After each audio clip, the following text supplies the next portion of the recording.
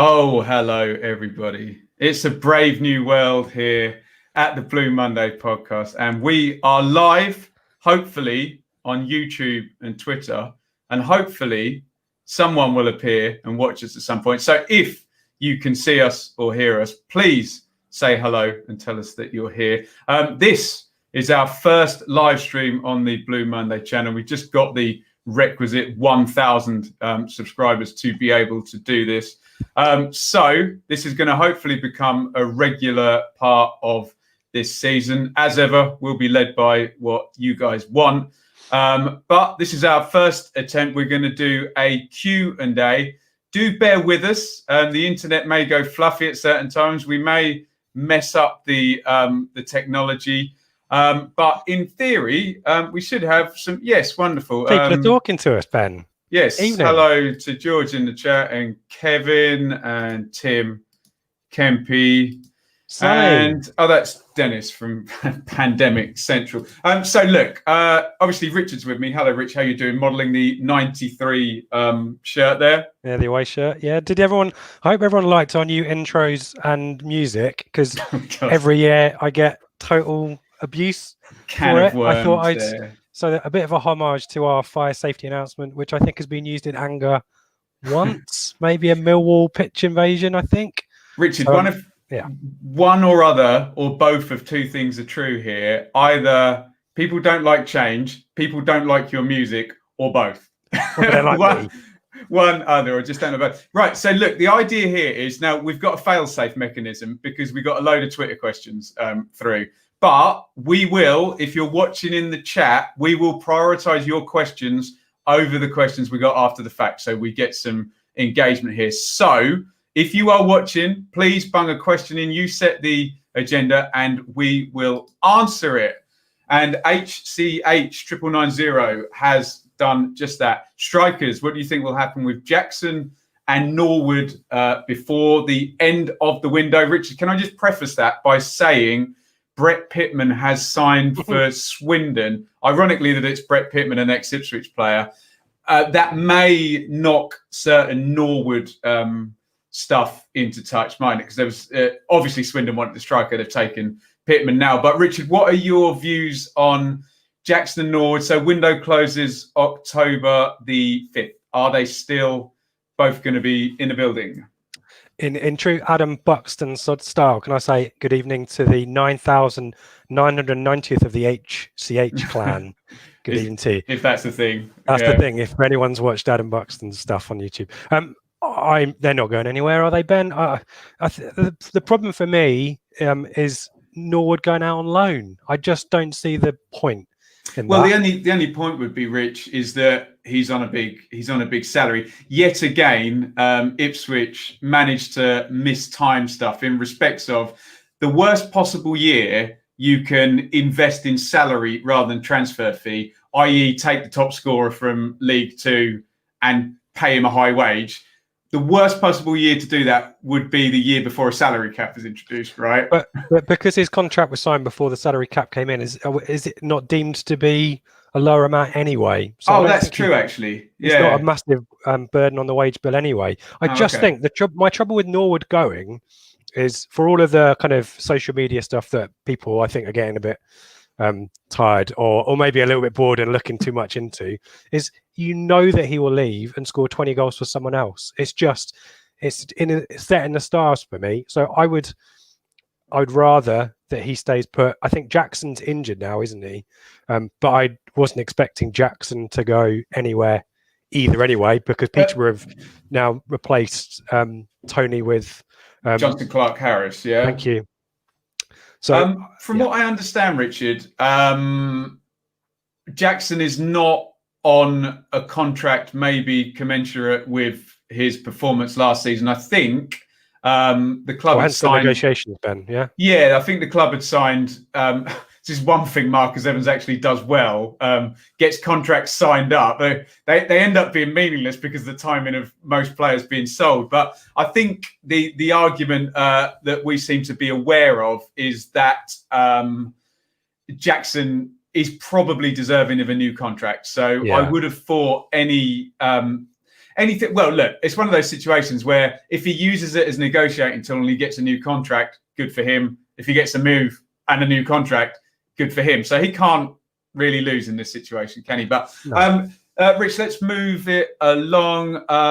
That's Mark, isn't it? Right. So we should plug. So that's Mark Beck and ITFC Unrestricted, which goes live on Sunday nights, doesn't it? So metronomic style. It's there. Better than us all over the place. Yeah, but go and subscribe and listen to Mark's stuff. Clever bloke. Tim, there you go. Who would you lose to lighten the squad? We've known for 18 months, 2 years. It seems odd that you can be relegated with a bloated squad and then still not be promoted with a bloated squad. But do you want to just fire out a couple of names without being unfair to any of the players, Richard? Because obviously lightening a squad, sometimes you just have to do it. It doesn't mean they're failures. As You're going to lose your job. You're going to lose your job. There's a kind of slopey shoulders answer to this question, which is anyone who another club will come in for and give us money, except Flynn Downs. So I was expecting Isla to have gone by now. I think he's maybe been given the benefit of the doubt in pre-season to maybe playing back into form. I don't think we've seen evidence of that. Culture still was a little bit ropey. So Isla I was expecting to go. The midfield area, we talked about that on a kind of pre-season pod, is really congested. A lot of personnel in there. Downs' departure may help in that respect to reduce the only possible positive thing about Downs. The only positive I can find of that one. We'll take the best player out to lighten the squad. Yeah, there you go. Who else is decent? No. I think probably those two maybe. And no, I was not expecting Nolan to go. Nolan is. I wish maybe. We say this every year. This would be a great season for Nolan to find some form, wouldn't it? Especially if Downs ends up going. But I was half expecting him to go. Gwyn Edwards, we've got money for as well. I think, it's a slopey shoulder answer. But if someone comes in and it's not someone who's an automatic starter or not someone who's going to command a big fee where you want to negotiate, I think we probably accept the fees, I think. Okay.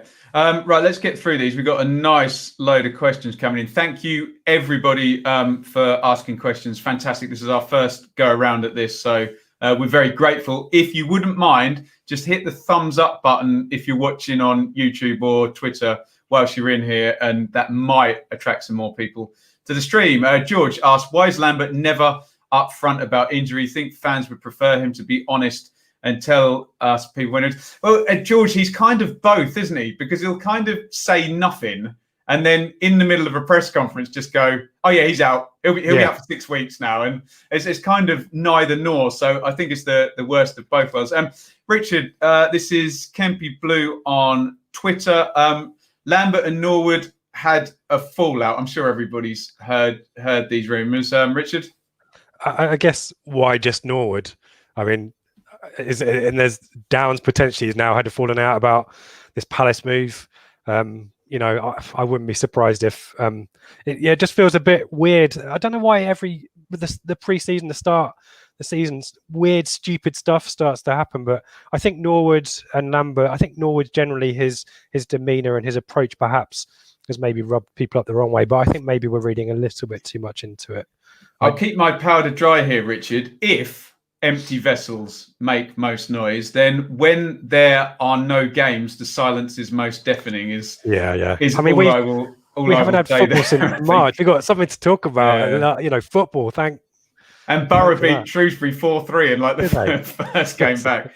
Can I take this one, Which? Where will Garber end up? Is he still without a club? Can you see a Championship club taking him? So the issue with people like Garber or someone like Cameron Carter-Vickers is they sign these beautiful contracts with Spurs or Everton for £1 million a year, sometimes more. And I, for one, don't blame them for sticking to them. The only issue is that then means they go back and forth on loan. I would have thought a Championship club would take him. A bench player, possibly, wouldn't he? With or one that lower wing backs. Well, I mean, like we hear about Sheffield Wednesday are going to play wing backs, or we hear Bristol City are going to play wing backs. Bristol City would be a good move for him. Someone who can, stump up the wages, or he might want to stay in. If Wigan hadn't gone mental, I would have said Wigan would have been a good move after Anthony Robinson went out, but then the rest of the entire squad went out. And if you're keeping an eye on Wigan for the first game of the season, does not give me any pleasure to say this, but they're actually pleased about re-signing Gary Roberts today. There's literally, I think Joe Garner is still there, and Will Keane is training with them. Windass, didn't they?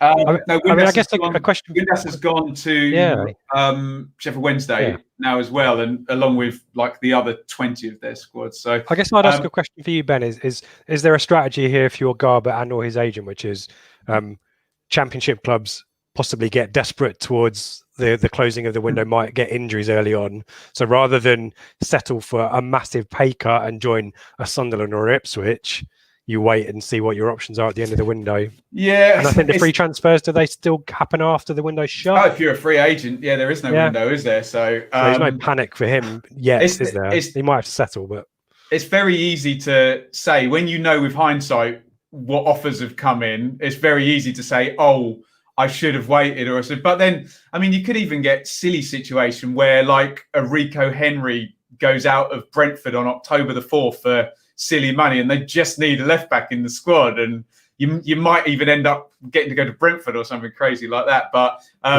maybe not that high, and maybe he might wait. In which case, you're right, he'll end up at Oxford or something, won't he? But oh dear, wonderful Ward. How many games are you giving Lambert? Can I give an answer that doesn't answer the question, Richard? It's a points per game thing, isn't it? If the points per game veers anywhere near, so look, here's 2 points per game, and here's Lambert keeping his job. Here's 1 point per game, and the closer you go to there, the more likely he is to lose his job. I think the more it veers towards 1 point per game at any point during the season, I think we have problems, unless, of course, what we're hearing, Rich, in the background is it might happen today. Well, yeah, we're hearing. I've already stuck my colours to the mast on this one, and I said I think Lambert will be sacked at the same time that Hurst was sacked by Evans. I see. So early. I remember we don't have because we didn't start in August. True. I'm still going with it. International break number 2, because we had the ridiculous situation last season where Nathan Jones at Stoke went to Swansea the game before international break number 2, won 2-1 with a last minute goal, got another 2 games, and then got fired in exactly the same way Paul Hurst did. You got to go to Swansea. You got to get those wins. I see John W. in saying 8 games, 10 games. I think you're right, Ben. I think there's either to use a corporate word, there's a metric where either it's points per game or it's after 8 games, 10 games, as John says. Where are you in the league? If you are outside the playoffs by 3 points or more, then that's it. So, we've seen that before, very ruthlessly in the Championship. I always quote Alex Neil and at Norwich in 15. That would have been 2 seasons. No, it would have been the season 16-17. As soon as they weren't going to make the playoffs, he was out. And Lee Johnson, this past season at Bristol City, they lost to Cardiff, and they were 9 points off the playoffs with 5 games to go. Out he goes. But be under no illusions, if they're in the playoffs or near the playoffs, he won't go. Agreed. Whether you want to hear that or not. Unless kind of things behind the scenes get worse, than perhaps what we're led to believe. Anna Breaks 78. Jackson wants a pay rise to recognise how important he was last season. I think he's in agreement with Jackson there. Steve, do you think any of the rumours floating about regarding the team morale and Paul Lambert are true, or is it all Twitter gossip? He's used the word any of the rumours, so I think we can safely say yes. All of the rumours aren't true, but the ones that have been circulated to us, we know for a fact to be true. So, where are you going here, Ben? Dig yourself out. I'm trying not to go too far, but yes, we try not to speculate. I think is the fair thing. But I think we have heard what Twitter has been saying. I think none of us know for sure. because we're not employees of Ipswich Town Football Club, I think is our slopey shoulder out of that one. Yeah. George says Jackson's put himself in a hole. The club aren't going to give him a new contract now, and a move is unlikely. But if Jackson gets fit and scores 15 goals and gets 10 assists, and then you'd get a bid for him because he's got an extension, isn't he? A 1-year extension, or the agent and the club will figure out wages. It will happen. It's chess, isn't it? It's posturing, similar to Downs and Palace and his agent and stuff. We unfortunately have to sit through this and watch this stuff happen, and the deal is struck at some point, isn't it? Or something else happens instead. Scott, with a bloated squad and a distinct lack of trust in Lambert, start of every season. I'm not saying you're wrong, Scott, by the way. Will Ipswich be in a promotion challenging position come to the end of the season? Well, if I can take that one, Rich, if a promotion challenging position is within range of the playoffs with 4 games to go, I think the answer is they probably will be. So whatever that means vis-a-vis Lambert, I don't know. But I always say, Rich, there's various ways to get promoted, and one of them is to just muscle your way out of the league by essentially being too big for it. I was going to say being less crap than, Oh, we've said before, Rich. You just have to. Which works. Lambert just has to be competent. He just has to be competent. He doesn't have to be outstanding and do anything crazy. He has to take one of the 3 or 4 biggest clubs in the division with one of the 3 or 4 biggest budgets and best squads, and kind of perform somewhere near their potential. And you're in the playoffs, basically. Mm-hmm. And that's, I know other clubs and other podcasts from other clubs have got annoyed with us from saying it. But if we were in the Championship and a Bournemouth fan said the same thing, I would say, well, yeah, of course. You've got better players, and, it's the facts. It is what it is. So, Kempy Blue, if Lambert does go, who do you think is a real target to replace him? Obviously, Paul Cook did a tremendous job at Wigan, especially in the last few months, but you would likely think he ends up in the Championship somewhere. Lee Johnson. Obviously is a Newmarket guy, but the only issue I've got with Lee Johnson is he's young and he's got a load of Championship experience, and you can just see him seducing some owner with his, car salesman shtick or whatever. And I still love the video of his pre-season in Marbella or whatever. Is it clarity or what is it? Oh, it's all about the clarity. Mentality or clarity or something, yeah. I don't know.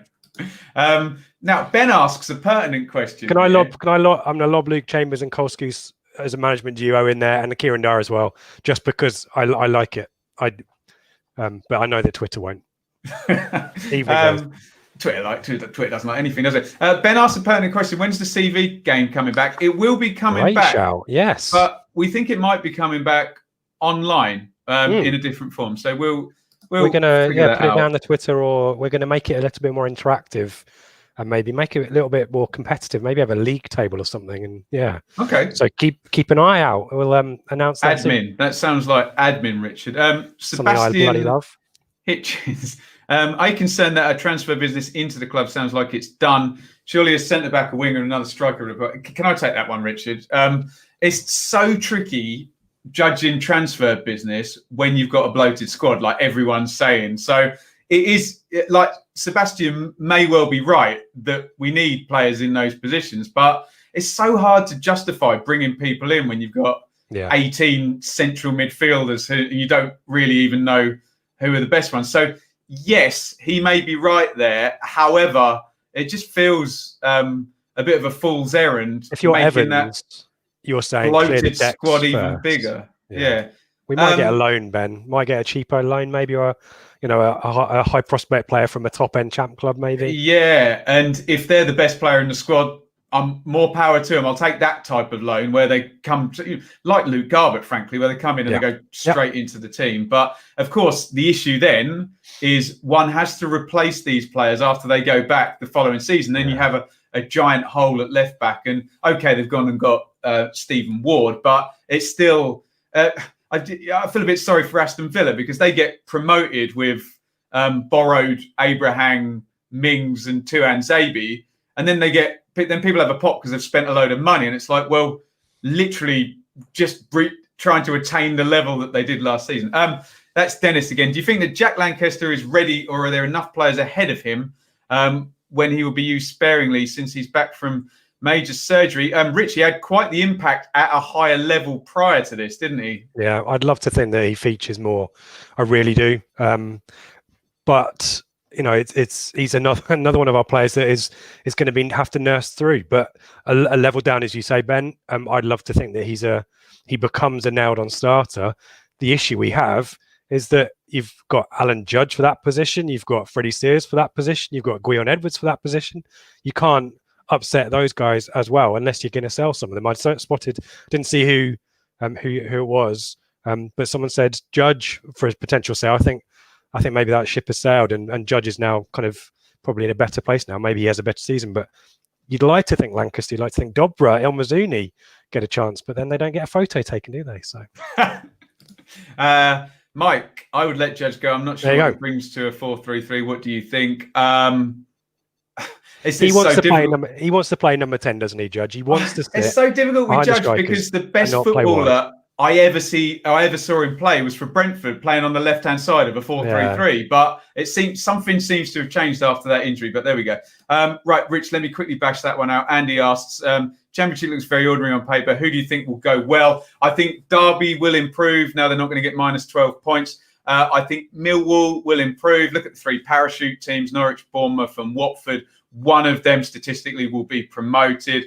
Brentford, if they don't have to sell Benrahma or Watkins on October the 4th and can't replace them.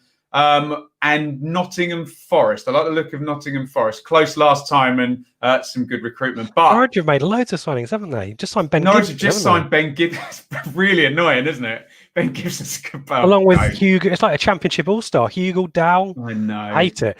Tristan's asked what's in my beer glass. It's Mad Goose Purity, Warwickshire. Lovely. Cheers. Evening to MW. Not sure why my name's Wonderful Ward. Oh, Ipswich Culture. Oh, tremendous. Ipswich Culture on Instagram. That's a good follow. So yeah, go and check that one. Dennis, are we going to take international breaks this year? Don't think there's going to. We're in one at the moment, and we're playing tomorrow. So evening to Mr. Airy. Who would you take if Lambert was to go? I think we've already done that. Produce some Twitter stuff in a sec.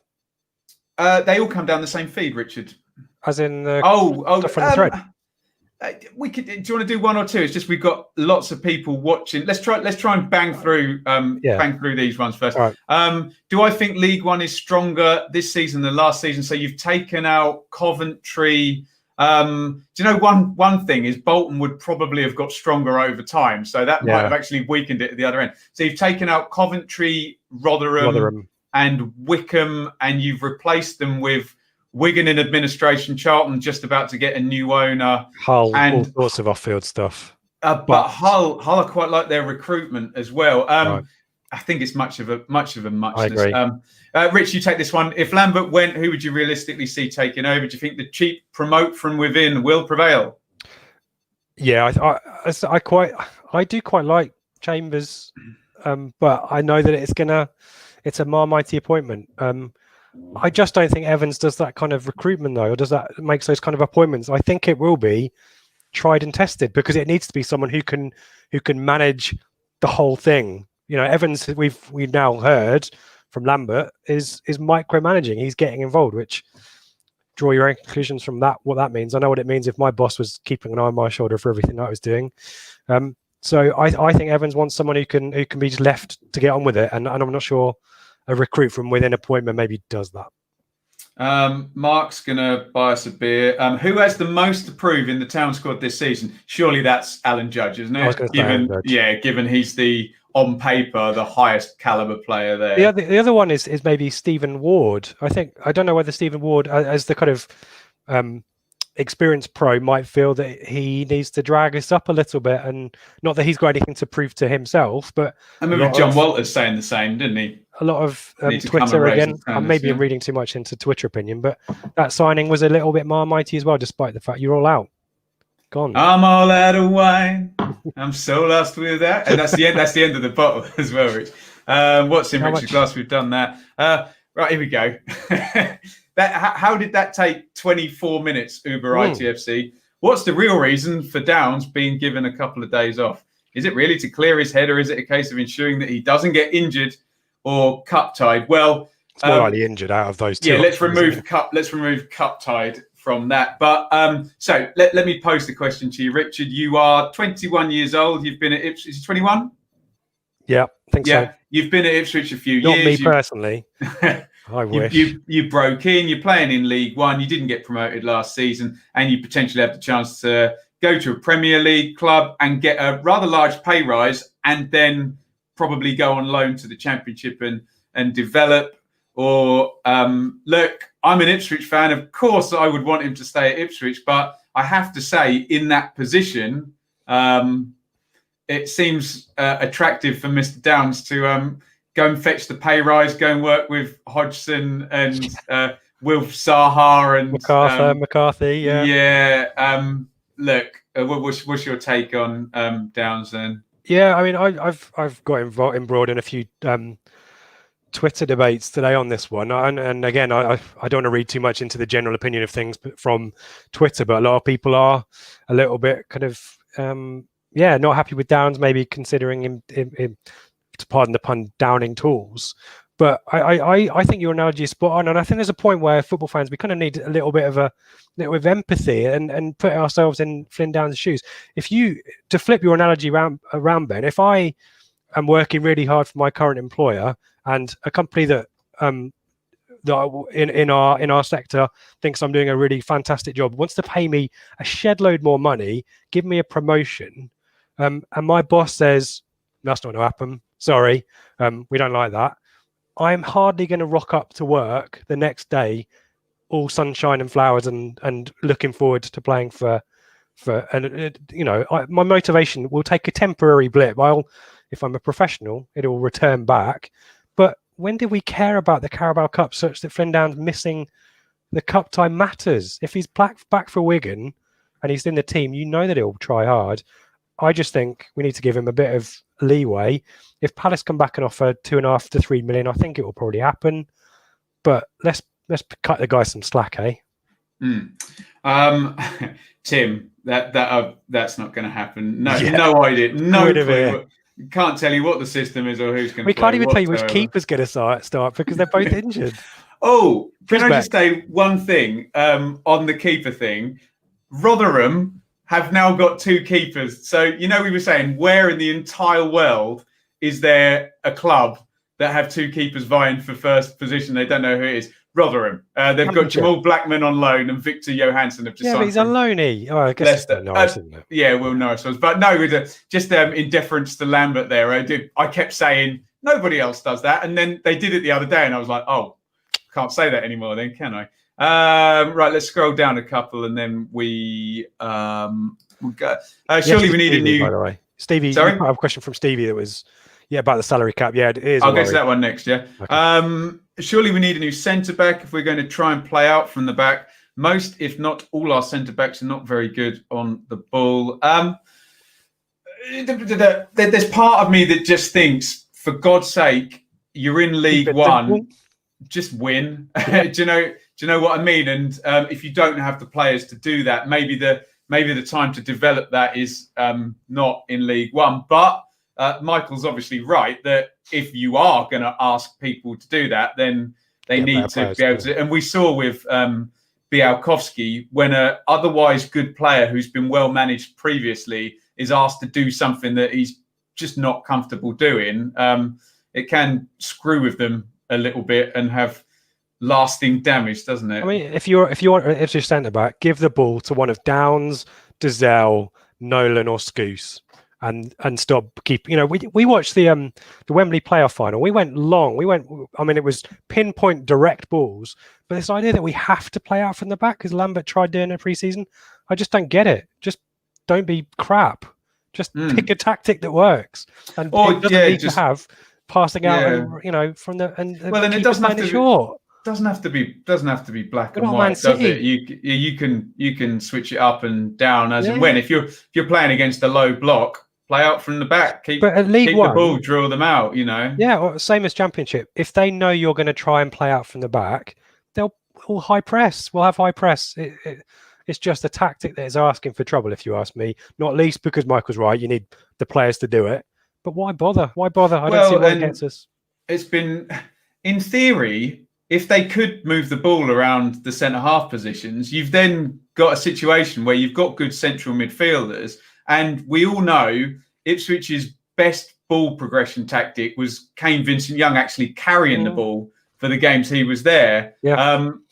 You've got different options. So let's scroll down. Oh God, sorry, I'm getting lost. See, there will be technical cock-ups like that one. If we sell Downs this transfer window, we expect to see a replacement. No. In what game do you think Bish will get a season-ending injury? Paul, come on. Stop it, Paul. He's going to stay fit the whole season, Paul. Oh, we must give Luke a plug as well there. Luke says if Luke's done some brilliant, and I must admit, I'm knowledgeable in the Championship, but when I read Luke's tweets and he's like these 18 League Two players, I'm like, man, you got some research as well. done there. Yeah, so if you ask Luke for a Downs replacement, he'll give you about 5. So yeah, so maybe we'll let him. Whatever it is. We'll let him answer that question. He's told us Abu Adams. There you go. That ship has sailed now, though. Sorry. Oh, has it? Okay. Give us another one, Luke. But Luke's done some excellent work on. He's closing in on 300 followers. I think he's on YouTube. So yeah, give him a subscribe. And it is hard sometimes. You don't naturally get fed. Our competition winner for the shirt, by the way, Andy Cross. Hello. We'll get there, Rich. We'll get there. Hello, Andy. Mad Goose. Lovely. Yeah. You try that. Purity. MW. Our quote marks talented bloated squad. Teams like Palace only want to buy and loan our players back to the champ. Why don't we start loaning up? That's interesting. Nobody ever does that, do they? Loans up. Everyone.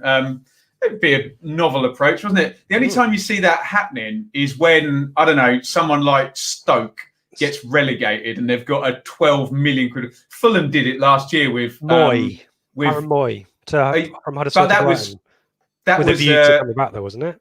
That was a loan that was just basically going to convert it to transfer. But Fulham did it with Anguissa last year just to get him off the wage bill. So, on paper, that makes all the sense in the world. Yeah. You loan them up and you say, okay, but you're not going anywhere. Palace will loan him down, won't they? So we'll have to loan him to a Championship club with a view to Palace to start, yeah. Yeah, it works on paper, but it won't happen, would it? What was my favourite match of last season? What made it so? Probably Burton away in the first one because things had fallen apart yet at that point. But Fleetwood away was good when we went 3 points clear at the top of the table with a game in hand. Yeah, I didn't go to that one. Give it to Joey Barton. Give it, Joey. It's a fair point. Who's got the most to prove? But it feels like, I think the question was worded, who's got the most to prove this season? It feels like Dazell's had a lot to prove for. We say it every season. 3 seasons, hasn't it? And MW adds, Judge Hughes, Jackson Order, all a lot to. Yeah, fair comment. Andy, congratulations on 1,000 subscribers. Yeah, thank you. Well done to you, Rich, because it's tricky sometimes in the Ipswich Town space. We ask a lot of you guys, so we had to do the promotion to kind of get to this point, because the conversations we had for a while with the pod was podcasting is live now, isn't it? So we need to be here. So thank you, everybody, and congratulations on winning the shirt, and brilliant gesture to give it to your child. Fantastic. Right, Mark, that is quite the profile picture there in a pink wig. Great to see a potential formation and style of play, but I worry we lack the players throughout the team to carry it out at a high enough tempo. Yeah, fair. Yeah, that comes through practice. And Ben, it's a separate question. Sorry for me asking a question. Do you think we picked the right teams for pre-season? Playing Spurs, West Ham.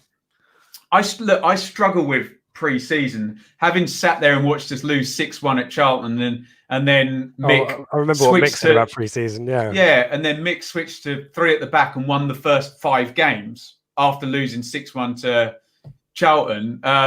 It kind of doesn't mean a lot sometimes. So I'm only bothered about pre-season if you then start badly. Again, it's hindsight being 2020, but we have plenty of evidence of rubbish pre-seasons and good starts and good pre-seasons and rubbish starts and, you know, all of that. So I remember everyone being very excited with Andre Giselle playing against West Ham, and then came Paul Hurst, didn't it? So yeah, there we go. Wolfenden, and I'm just thinking, if you're going to try to establish a pattern of play in a system, which is high tempo, surely you pick teams that are not going to pick you off like Spurs and West Ham. But anyway, or you're stretching yourself against the best. I don't know, or you would hope that a pattern of play and a system has been practiced and worked on, and it doesn't matter what you do. It shouldn't matter who you play. But then you see, then you rock up to Cambridge though and lose 1-0 and play crap. So, what about the Cowleys? If Lambert leaves, the Cowleys will want to go higher, but they might be up a League One now rather than Championship, having had a go at Huddersfield and being bombed out for Bielsa's third assistant or something. They might fancy it. This is a story that I often tell. My mate, who's a Grimsby fan, who knew of Paul Hurst, said he'll take you down. You should have appointed the Cowleys. So if that happens, his kind of premonition will have come full circle. Is this the season where we see Idris, Dobra, Mandaba, and Dryden making a real impact in the first team? He's likely to go on. El Mazzuni, I'd like to think so. There's no of those. There's no way that they'll all get a go. It's just the squad is so bloated and unbalanced, isn't it? They might all play tomorrow, though, Ben. Possibly, yeah, possibly. Right, we are going to take a couple more of this. Who will step up? Who will stay fit? Bishops, this is like snog, marry, avoid, isn't it? Bishop, Hughes, Nolan, Judge. Right, Hughes is going to stay fit, and Nolan is going to step up. It just feels random, these predictions. What do you think, Rich? If they do, then to your point before about our squad, I mean, that midfield is pretty peerless in League One, isn't it? No one can rival that. Playing well. It's playing well. Downs doesn't go as well. Judge in there too. I mean, bloody hell. Can Ben sing us out at the end of... Oh, someone's asked me to sing now, Rich. That means I can do it. Go get the guitar. He went home to get it. Stevie, sorry. Are we going to have a season where our best players don't get injured and are out for months? I swear we are, Kirst.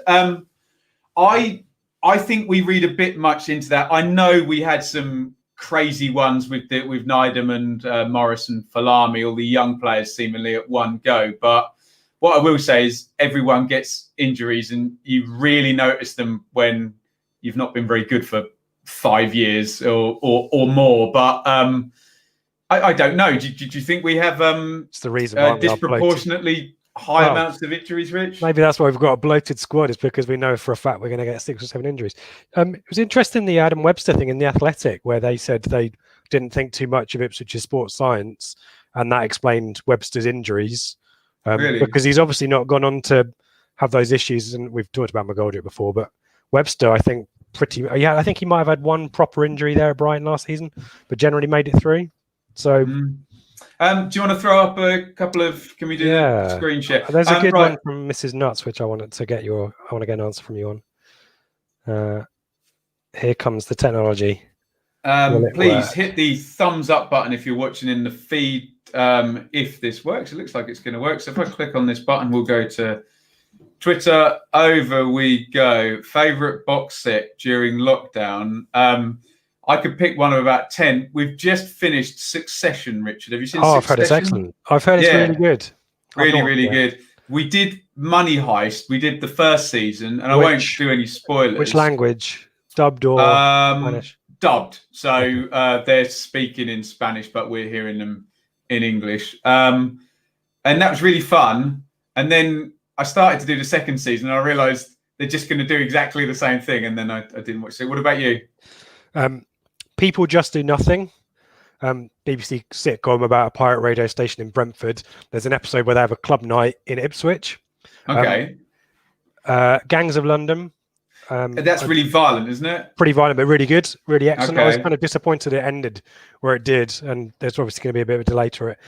Not a box set, but my new kind of guilty pleasure is The Repair Shop, which is I've on seen you BBC One. tweeting about that. Yeah. And it's just simple, heartwarming telly. There's no edge to it whatsoever. It's bloody lovely.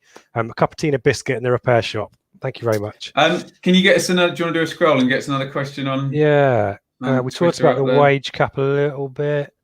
What have you missed, Tractor Boy P? What have you missed? Will miss about not being able to get to Portman Road pre-match, isn't it? Why am I not able to bring that up now?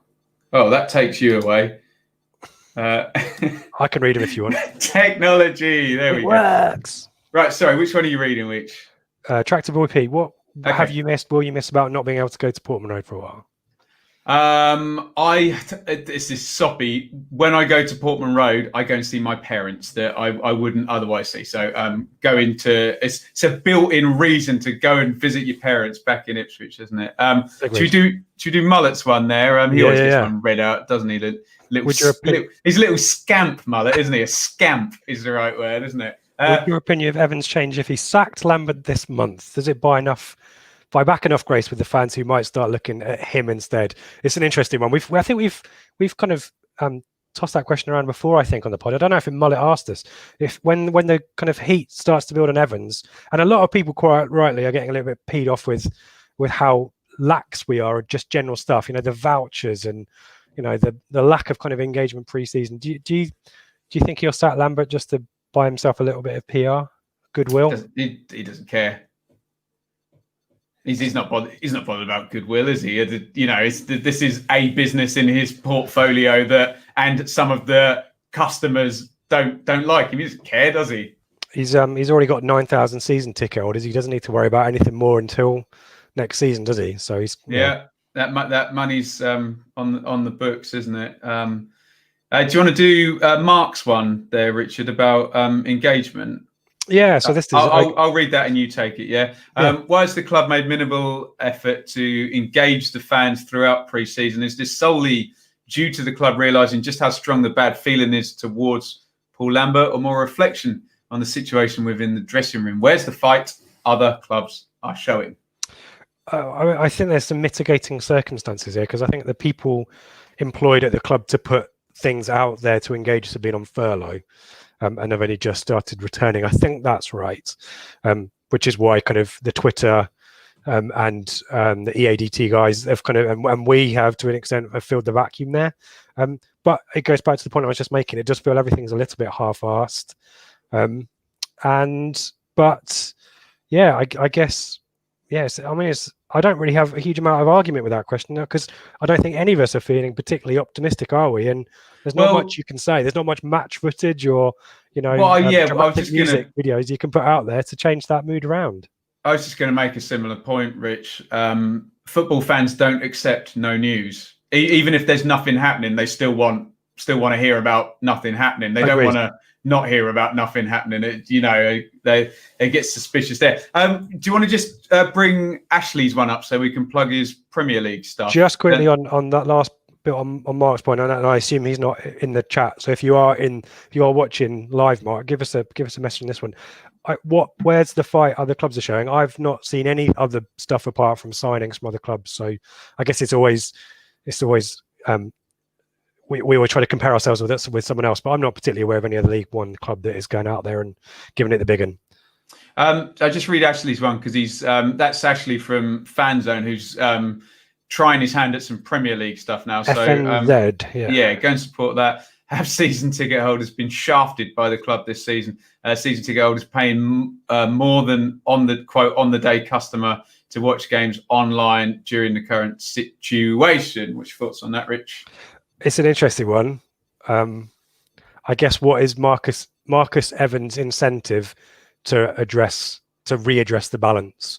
I don't think there is. Once he's got our money, apart from kind of fostering goodwill, our budgets are impacted by COVID and being in League One. I'm not sure there's him feeling sympathetic towards season ticket holders is going to give us free streaming or anything like that. I'm totally sympathetic, but as a season ticket holder myself, I kind of accepted that I'm probably not going to get value for money this year, and maybe it comes back in a virtuous circle, but it probably won't. So I think he's right, but I'm also thinking what's Marcus Evans' incentive to chuck money at us to make us feel better. I'm not sure there is much.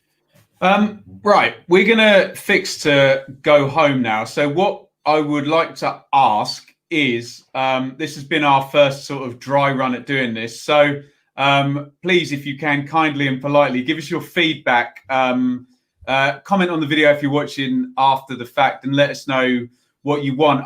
To be completely transparent with you, we don't know what we're doing. We've discussed doing live streams. We've discussed doing possibly reacting after games. Those are the two things we've discussed for live. We are aware that you have a lot of choice as Ipswich fans, so we don't really want to just, put stuff out and crowd it even more. We want to let other people have the floor to have their say. Obviously, you've heard nigh on 400 episodes from us over 5 years. So let us know what you want. If this is good, we'll keep doing this, and we'll bring different faces on with Dave and Joe and Craig and Seb and Mikey and the gang. Yeah, right.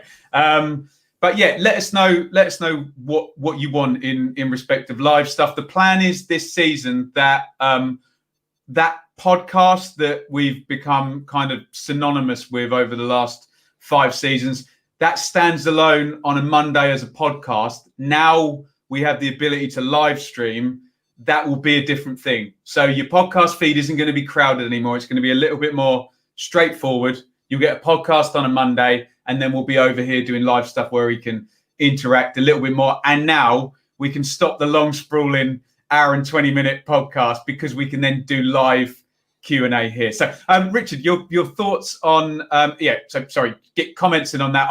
Either we'll read them now in the feed or after the fact. Your thoughts on tomorrow then, Richard? Bristol Rovers in the game. Nobody in the whole world wants to win the Carabao Cup first round. And as always, we have no idea. I think was it Tim who said, give us your lineup for tomorrow or something. I haven't got a clue what's going to happen. Oh, his tomorrow. question was harder, Rich. He said for the first league game. For Wigan. Yeah, no. Not going anywhere near that one, Tim. I don't know, but I would quite like us to win. Do you know what I mean? It would be. Yeah, winning is fun. Winning's good, isn't it?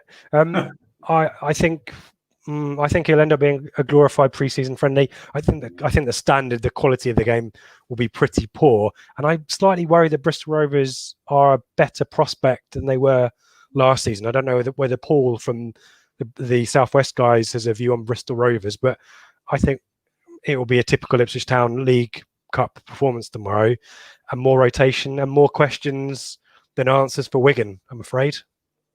Great. Okay. Right. Thank you, everybody, for watching. If you would like a shout out, just do a quick comment there, and we'll do some quick shout outs just before we finish. We will be back with the podcast on Sunday, I believe. I think it's the plan. I don't know if anything will happen in the meantime. And that will be with Mikey, Joe, and David. That's strong, Rich. First strong team. Without either of us. No selection dilemmas for us. No selection dilemma there. Everyone's fit. So, yeah, check that out. Give us your feedback, please, because if you want this, we will do it. If you don't want this, we won't do it. If you want something different, we'll do something different. But now we have the capacity to do these live streams. We'd like to give it a good go. And with that being said, you can support our efforts here monetarily using the support feature on Acast. And where you are typing in your chats, there's a little dollar button where if you do want to contribute, and we now have more costs than ever because of streaming technology, etc.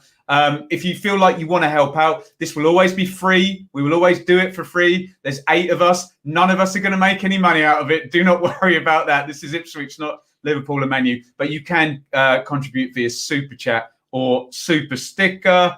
Tony wants a shout out, so we'll give one there. HCH Happy 9990 9,990 for the HCH clan. And shout out to John there. He's got lovely smile, hasn't he? Look at that. I never smile in pictures. Don't like it. Paul says Bristol Rovers had a good transfer window. Hi, Paul. Yeah. And yes, we were going to do a live pod at Bristol pre-match before COVID. So we'll chat with John about doing that at some point when normality returns. Cool. Right. Any last word from you, Richard? Thanks everyone for joining us. Hope you have a good weekend. Hope there's something to something positive to talk about would be good, wouldn't it? Tomorrow, hey. And before you go, hit the thumbs up button and subscribe on YouTube. It helps us big style. And on Monday, the podcast will be back for the first of 40 weeks in a row. Boom. Right. Thank you for watching, everybody. Am I supposed to play the video now? We really are doing this on the hoof. Give it a go, Ben. See what happens. Right. I'm going to say bye. Hopefully the video is going to play and you won't see me again. So thank you, everybody, for watching. See you soon.